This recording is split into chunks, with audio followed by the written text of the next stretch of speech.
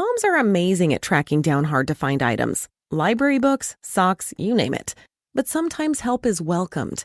Care.com makes it easy to find babysitters near you. Sitters with the experience and skills your family needs, like after-school pickup and homework help. You just post a job for qualified sitters to apply. And since all Care.com caregivers are background checked, you can feel confident about interviewing and hiring. To get the child care help you need, sign up now at Care.com.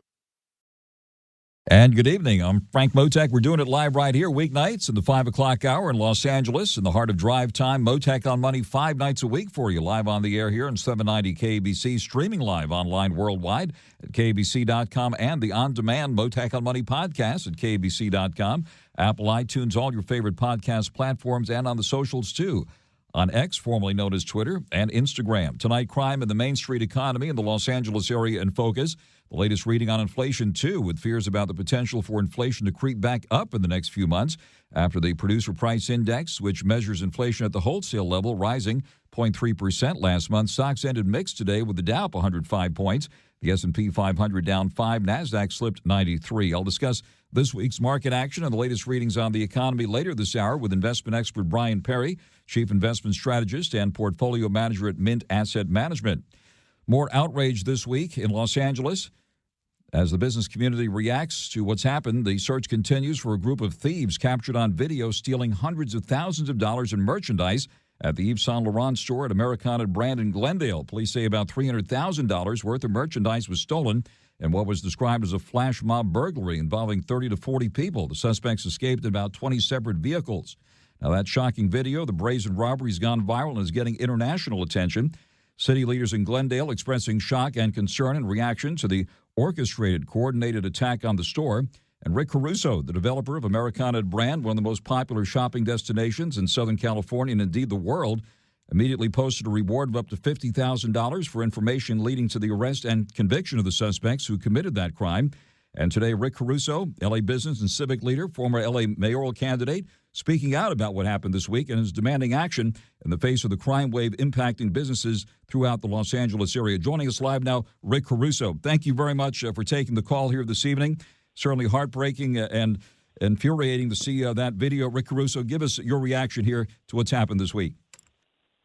Well, Frank, thanks for having me on. Listen, I am one of many who have experienced and are on the wrong end of these impacts that we're getting from, these smash and grab robberies. It's just out of control. It's actually, unthinkable of what's happening in our city and in our state.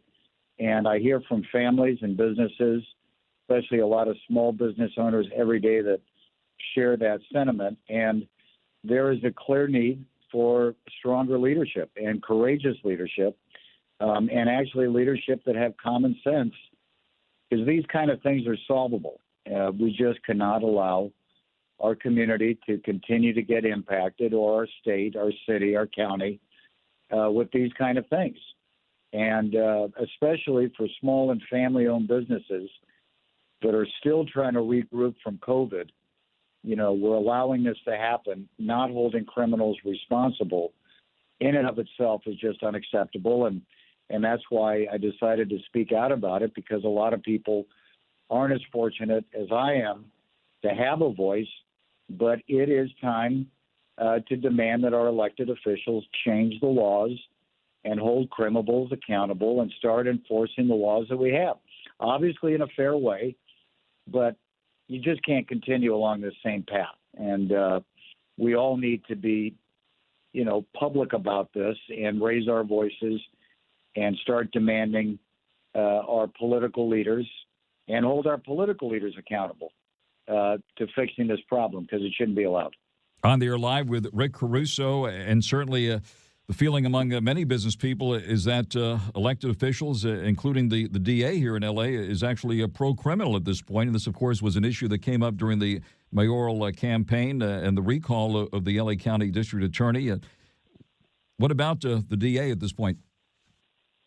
Well, I don't think I need to critique the DA. I think people understand where the problems lie, and so I'm not going to get into that. Everybody can come to their own conclusion. But I do think that in general we have a public safety problem.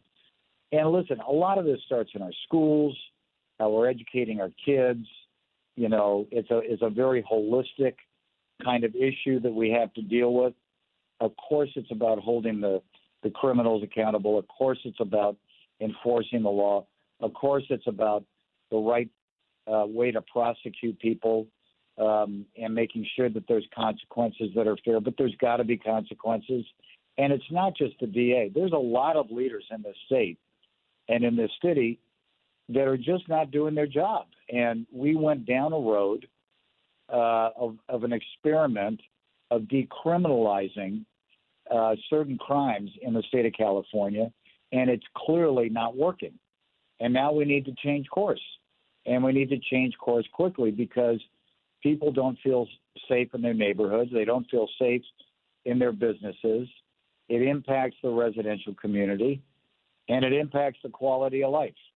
So let's start doing the right thing, and let's make sure that the political leaders that we have, that we demand political courage at all levels from the state, the county, and the city to make sure that criminals are held accountable. And listen, I'm not going to tolerate it on my properties, and that's why I put up a $50,000 reward leading to the arrest and conviction of the thugs that, you know, did this. 30 people roughly rushing a store and scaring the hell out of people that work there and people that were hanging out there. It's just wrong. It's wrong on every level and shouldn't be tolerated.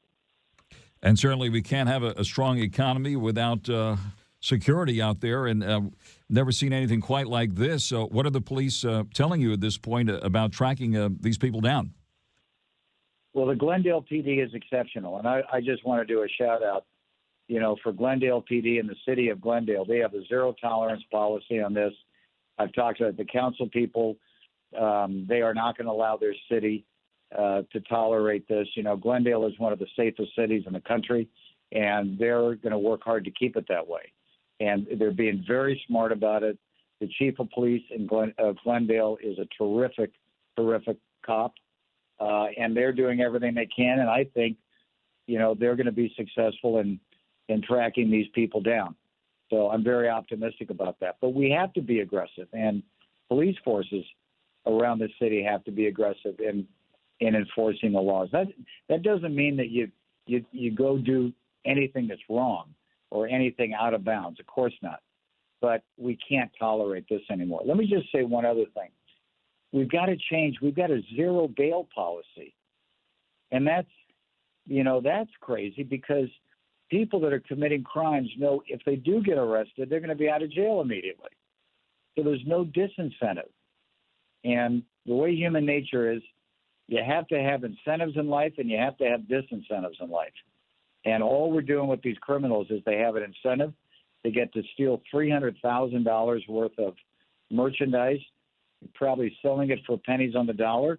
But nonetheless, they're putting money in their pockets, and that's just not right. Business community looks to you and certainly appreciates the fact that you're speaking out on this, given what's been going on. And, of course, this video was shocking, but there have been so many others. What about what you're seeing in the retail world in response to all this retail theft, which is in the billions at this point? Some stores locking up general merchandise under lock and key in the stores. You have to call somebody over and all that. What other things are you seeing in response to what's happening out there? Well, I think what we're seeing is a number of different things. And, you know, you've got cities. I'm actually meeting with the chief of a local city who's got some really creative new things that they're doing. Now, what we've done on all of our properties, as you probably know, we have a very significant force of security, both armed and unarmed, on every one of our properties. We have a zero tolerance on our properties. We have cameras in every nook and corner on our properties. So we've got a lot of video of the people that did this out at the Americana. And we have a number of systems that we don't talk about that will help identify these people that we have on our properties. It's very sophisticated. And what I'm seeing is a lot of police forces are becoming more sophisticated in fighting crime because the cities are demanding it, because the residents are demanding it, and the retailers. And if you don't have great restaurateurs in your city, you don't get the benefit of that tax, which fuels the city and provides a whole bunch of services to everybody who needs services and wants a beautiful city and a safe city and other services that help people in their town. So what I'm seeing is the pendulum is swinging for people asking that all of this gets looked at holistically to make our communities better, which includes the police force, which includes the schools, which includes great philanthropic work by many that are helping kids on the street to make sure they don't fall into gang events.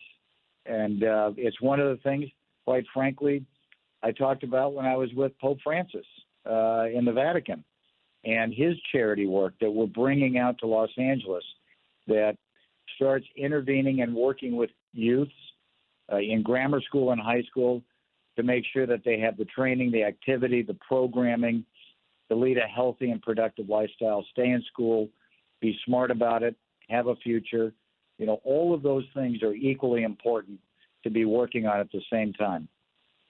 And as far as the leadership is concerned, it sounds like the leaders there in Glendale are setting the proper tone in this. Certainly that's the case in Beverly Hills, where the police response time is 2 minutes, and they have all kinds of technology there. They did catch some people trying to break into one of the stores this past week, and they do it very, very quickly. So as far as the leadership is concerned, what is the message? And, of course, the entire business community was behind you for the mayoral office, and you command the utmost respect here, Rick Caruso. What is your message at this point, and what do you think should be the message from the leadership here in this area?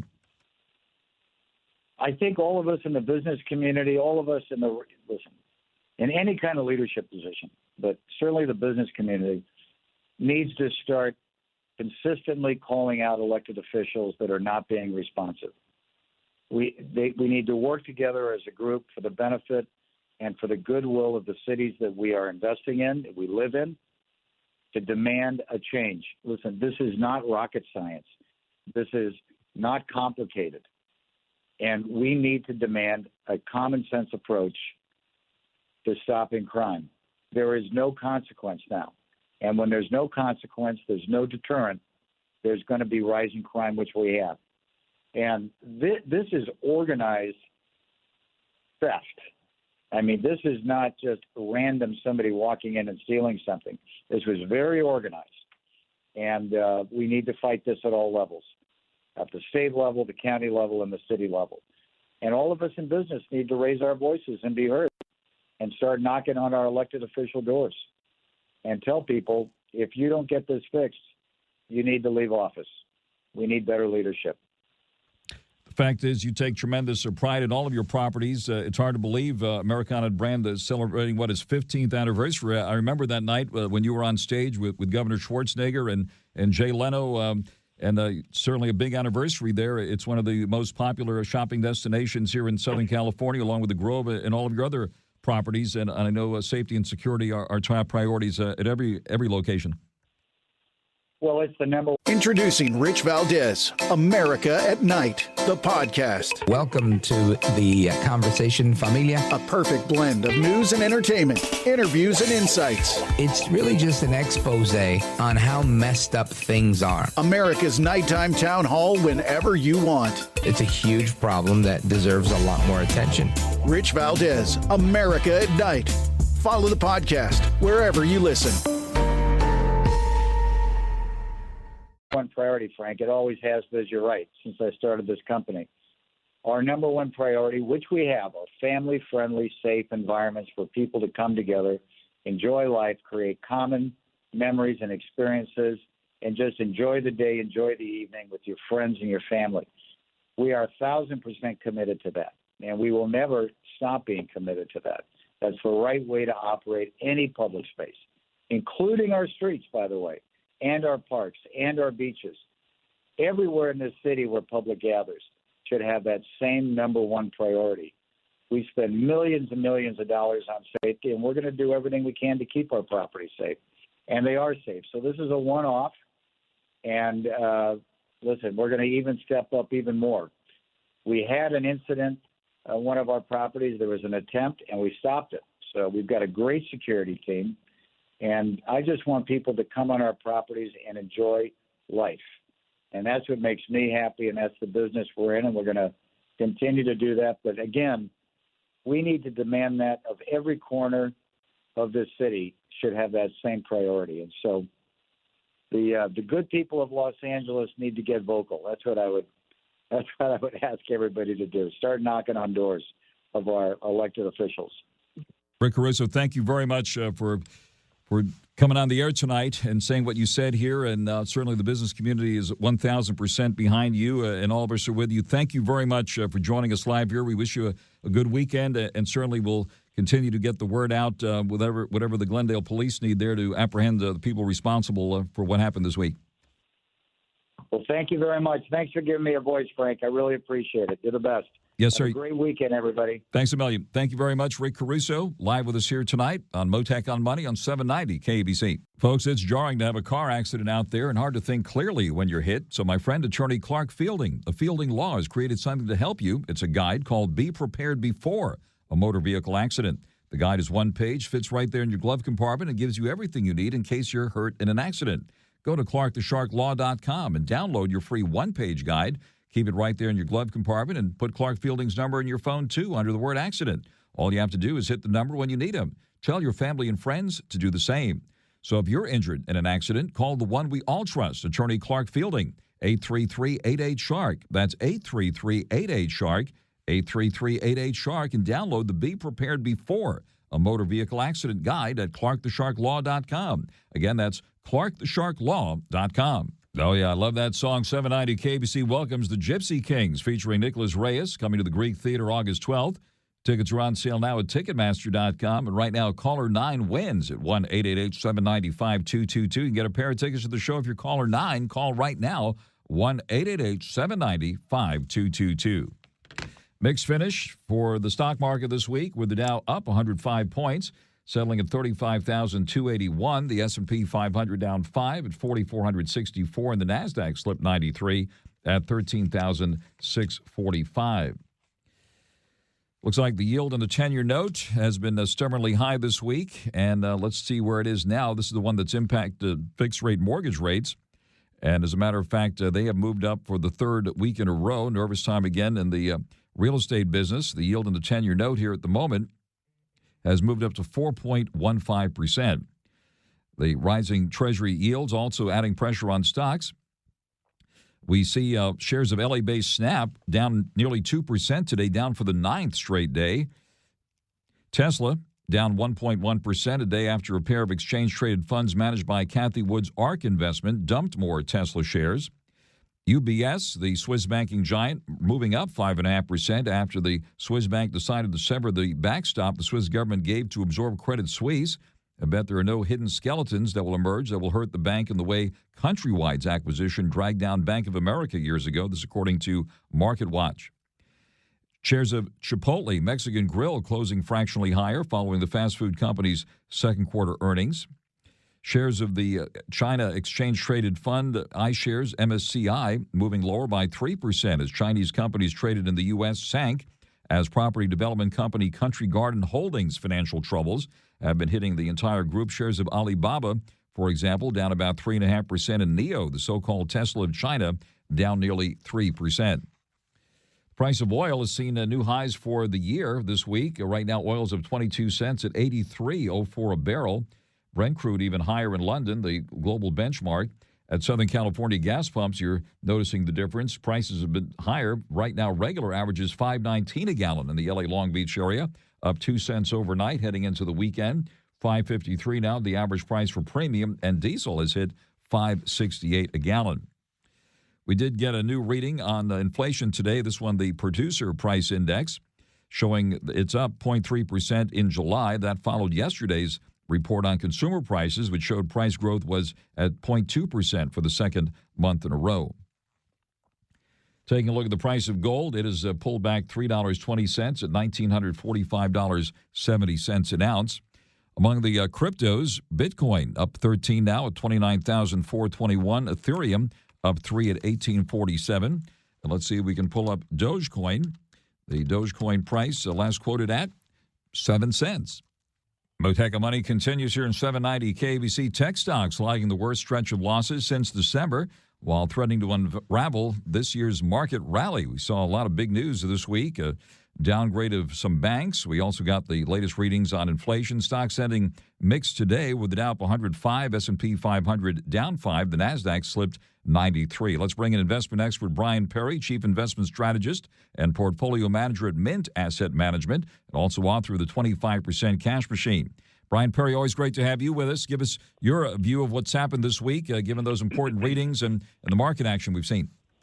Okay, Frank, thanks for having me on today. And, we're looking forward to really what the second half of August is going to bring here. I think it'll be much improved over the first half here, which is, it's been notoriously historically tough, to come into August after a big-time earnings season here where all the big names have reported and you're looking for further catalysts to extend the rally. And, there's a vacuum there, and a lot of people are heading out to vacations, and so volume dries up, and the market historically drifts lower as opposed to, drifting higher when you get into these kinds of environments here, these trading landscapes.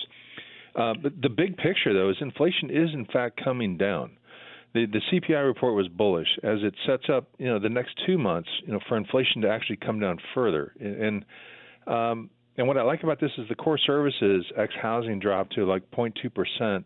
And that was really what the market rallied on heavy yesterday when we had a Dow up over 450 points in the initial part of the session.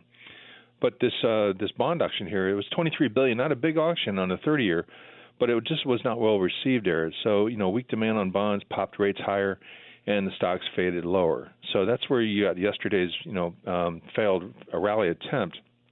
Today's PPI, which is, really describes as it's a wholesale inflation report, which is actually more important, is it was a tad hot, but it's okay relative to what I believe was, a relative, pretty big spike in energy prices here for the past month. So other parts of inflation are coming down, even though energy was higher. And I think the July hike that just happened here with the Fed is probably going to be the last one for the cycle. It just seems as if we're going to start to get some better comps here going forward here when we start to look at year-over-year inflation, because last year this time inflation was running at 8-9%, and then it started to drop dramatically thereafter. So we're going to get some better comps going forward here on inflation readings, and I believe that that's probably it for the cycle. Now you wouldn't expect that, seeing how rates are moving higher in the last couple of days here, but I think that we're moving into a disinflationary environment here where we're going to start to see the bond market hold steady, and stocks are going to start to find some much better footing here. Most on Wall Street believe that the Fed are going to hold rates here higher for longer. But if inflation does fall, Frank, to the 3 to 3.5% here over the next, by the end of the year or even into the fall, then this 5.5% rate is going to be too high. It's going to constrict the economy. And from there, then rate cuts should begin in the first quarter of 2024. So I see this as a really nice setup for people that are looking for an entry point into this market here to start putting some money to work, even if they're in the 5% cash. This 4% level in the bond market is actually a very good thing in that it keeps too much money and too much capital from being created. And at the same time, it's low enough that companies can really, they can earn a lot of money, at this level too. So historically, it's really good for PEs, and I can see the market trading at 20 times earnings here. Very interesting. What about the banks and that Moody's downgrade of some regionals and possibly some of the big ones here? What are we to make of that? And that on top of the recent Fitch downgrade of Uncle Sam's credit rating and also the mortgage giants, Fannie and Freddie. Well, that's going to be an ongoing situation. You've got over $1 trillion worth of commercial loans coming due over the next 2 years here. So that's a big number here. There's a lot of financing of commercial real estate here that took place at much lower rates, but they were at floating rates, and so the cost to refinance those loans has theoretically doubled, and the loan to value on those buildings and those properties have come down. So it's going to make for a very tough refinancing environment, which I think the Fed is in a kind of a bind here on that particular one here, because they're willing to backstop the banks, and I think that's going to keep the market in check, because they've already basically thrown out a lifeline to the banks on the form of deposits. They're going to back up all deposits, and they're still going to find other tools in their toolbox to keep the banks liquid. but fundamentally speaking, you don't want to see the long end of the curve take off for sure, because a lot of banks are still holding long-dated paper, which was not of their own doing. In fact, they were kind of orchestrated to buy into the long end of the curve here, when rates were artificially low. So this is kind of a comeuppance here for the Fed as well, and so therefore they stand responsible to take care of the banks in what could be a very tough time going forward here.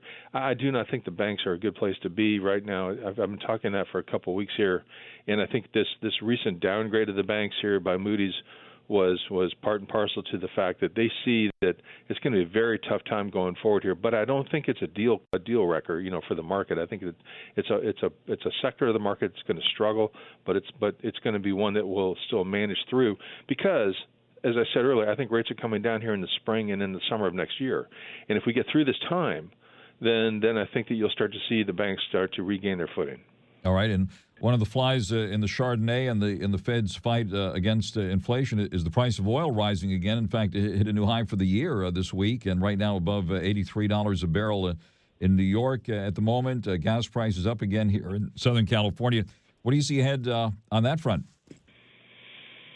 Well, certainly the production cuts by OPEC are starting to work here. Now, you saw, with China's numbers here, just been lousy. China's in a bad place. So, both their trade numbers were terrible, both imports and exports. And, Xi has, been more restrictive in a number of areas of the economy. However, to avert, a massive, civil unrest situation over there, they will come through with what I believe will be a number of stimulus measures here over the course of the next week or two, and to reinvigorate the economy and give that impression that they're going to re-energize their growth. So therein lies and I think the market's buying into that, the energy market in general. And also, you've just got a market here where you've got a lot of people felt that oil prices here were, artificially low, going through the summer here, because the demand's been pretty good. And so with that said, people are calling for $100 oil. I don't see that personally. I think we're going to probably level off in here, which is fine. It's very profitable for oil companies here, and natural gas is up around $3. So we're coming into what they call the shoulder season, Frank, and that's where you really don't need your heat or your air conditioner here, and that's in the fall for the greater part of the country, and that's usually where you start to see energy prices start to taper, even after you have it's a white hot summer like we've had. So I think there's a lot of chatter right now about higher prices, but I think we'll start to see that market completely start to pause, between now and into the winter season.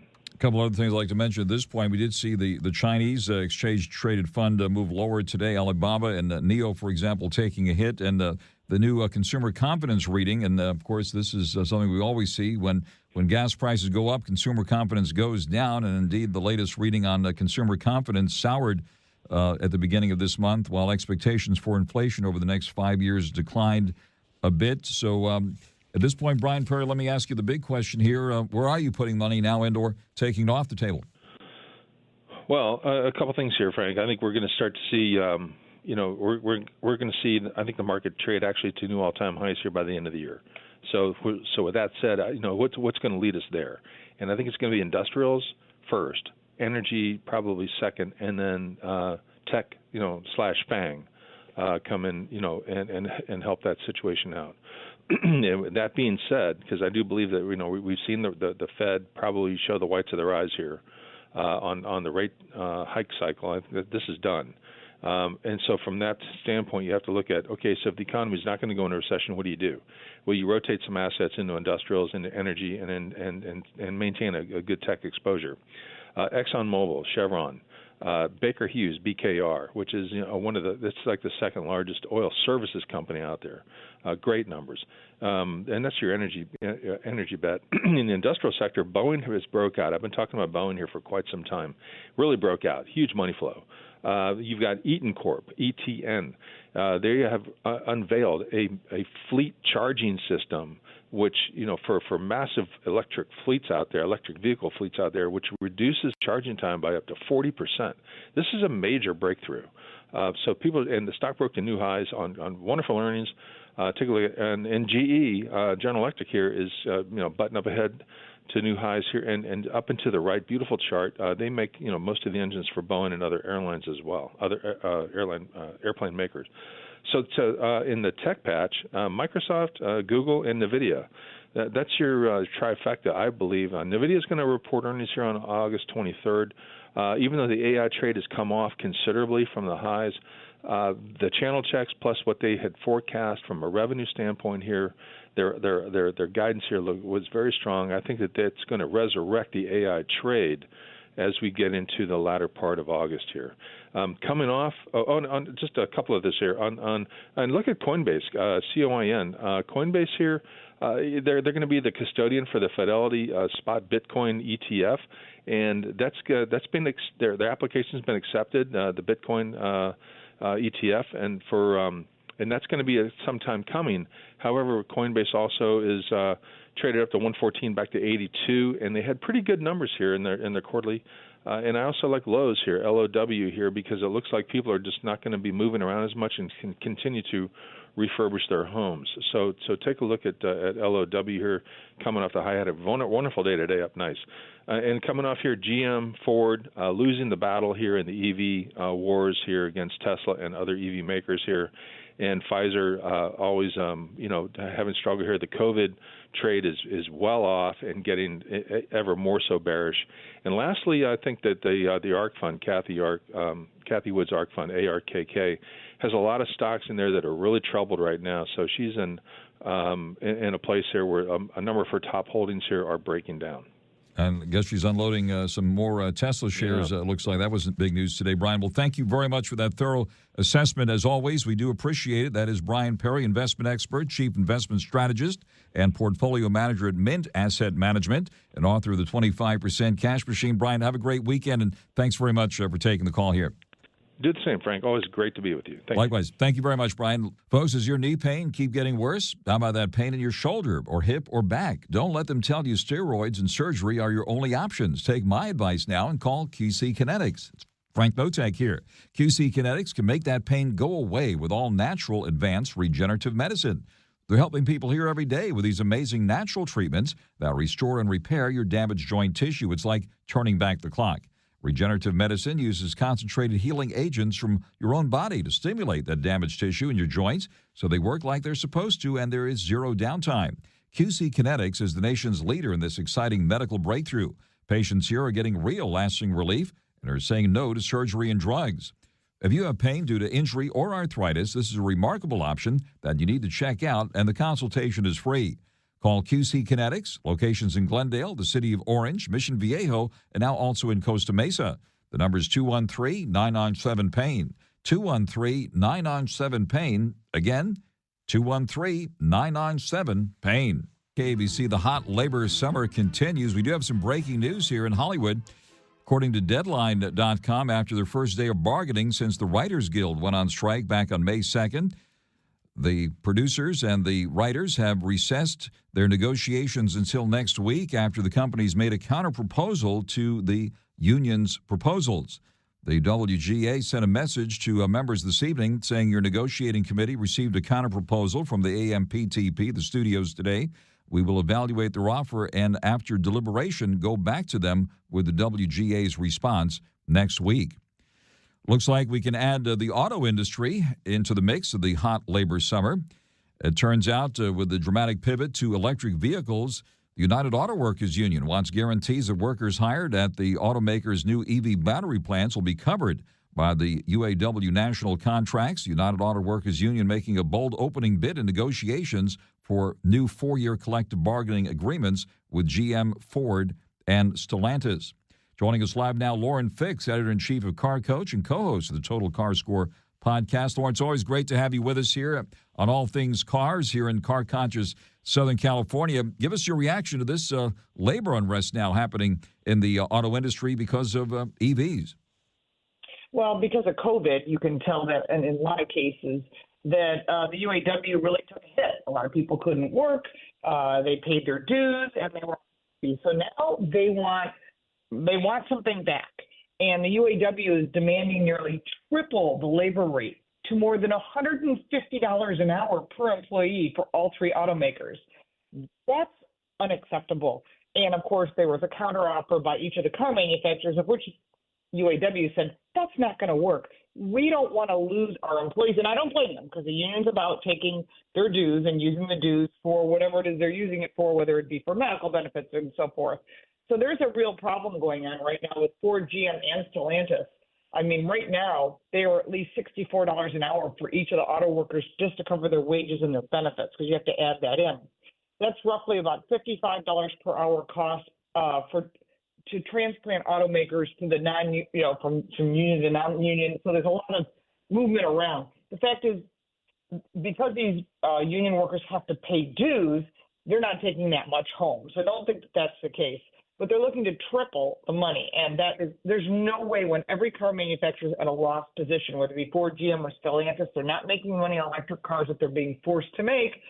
So everybody's in a tough position. There's less employees required to build these electric cars. They're forced to build these electric cars, and now the UAW says, well, we want more money. So something's going to have to give, much like the SAG-AFTRA, which I'm also a member of.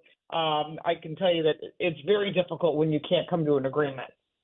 Right. Certainly politics, as is the case everywhere, plays a role in this. I don't know if you saw the latest write-up here. Automakers threatening to strike unless they get major concessions to ensure they're not left behind in the transition to electric vehicles, leaving Democrats stuck between competing priorities that the Biden administration admits will not be easy to solve. So looks like this is going to become a big issue here in this political season as well.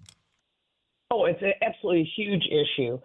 You can see that the Biden administration is pushing very hard for electric vehicles. They feel that you can go 100% green, which is not possible. They're learning that in Europe quite quickly, and they're seeing that it's just not going to work for their economy. It puts a lot of people out of jobs. That's a big problem. And the UAW relies on their members to pay into the dues so that they can pay back for medical and retirement benefits and everything else. So this is definitely a push and pull. So why they call it Bidenomics, it is not working for the UAW after they endorsed Biden. So now this is interesting how this is going to go. Will they endorse someone from the other side? That we don't know yet. It's a little too early because we don't know who the candidate is. But in this case, as you can see, with more than 200,000 workers that are on strike last month, this is going to be a problem. And it's not going to end. So while the government will continue to push their green initiative, consumers are not buying their cars right now. There's about a 90-day or greater amount of vehicles sitting on dealer lots. Dealers are saying, and I've stopped all over California. I was in LA last week, and I'll be there again in a couple of weeks. It's constantly, I make random stops at dealerships, and they're like, please look at this electric vehicle. We can't get anyone interested. So those that were interested purchased. The rest just haven't made that transition. It's too expensive. And look at the roads. And I was all over the roads in Los Angeles. And I'll tell you, you look around, most of those vehicles are gasoline powered. Very few are electric. And the number's about 8%. So that's not that much. And now California looking to suck the batteries of electric vehicle owners plugged into charging stations to stabilize the grid during unstable periods. That's the latest idea here, right? What's your reaction to that? And what about that when here you think you're charging your car to capacity and then suddenly the power gets sucked out of it somehow? Yeah, this is almost, you swear this is a Babylon Bee or it's a joke. But what they want to do is you've charged your vehicle up fully. You've got a full charge just in case you need to go somewhere. Maybe you're leaving for work in the morning and you want to be ready. And you get in your vehicle to find out that there's very little juice left because they're saying they're going to back it off the grid. In other words, they're going to take whatever power they can get from solar and wind and whatever other resources, and then they're going to start taking it from cars. Isn't that crazy? Well, we need to revisit that issue as this idea continues to get floated here. It's quite a shock. Lauren Fix, editor-in-chief of Car Coach and the co-host of the Total Car Score podcast, live with us here this evening This is Mottek on Money on 790 KABC.